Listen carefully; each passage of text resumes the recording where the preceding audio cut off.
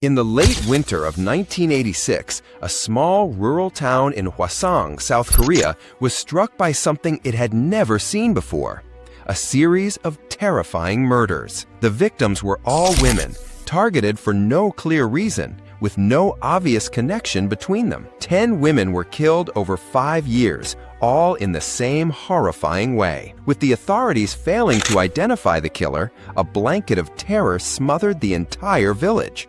People were too scared to leave their homes.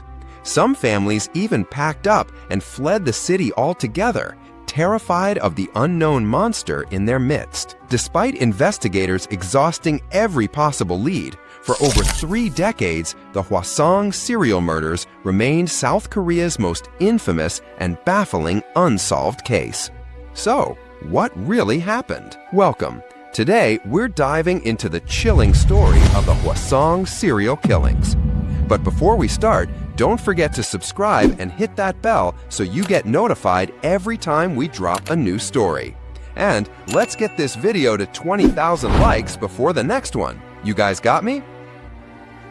Nestled in the northwest of South Korea, in Gyeonggi Province, lies a small city called Hwaseong. Since its founding, Hwaseong has been a farming community, with most of its residents working the land right up until the end of the last century. Because of this, and until relatively recently, it was known as one of the most peaceful towns in the entire province. Life here followed a simple, predictable rhythm. Every day at dawn, people would head out to plant and harvest until sunset. Then, one by one, the streets would empty, transforming into vast, dark fields with no soul in sight. The locals were used to this. In fact, you could say the atmosphere was overwhelmingly safe. But on September 15, 1986, that sense of safety was shattered. Lee Won-nim left her house that morning to visit her daughter, who lived nearby. After spending the day with her, as evening began to fall, she said she had to get going to prepare dinner for the rest of her family, who were surely waiting for her. She set off on her walk home.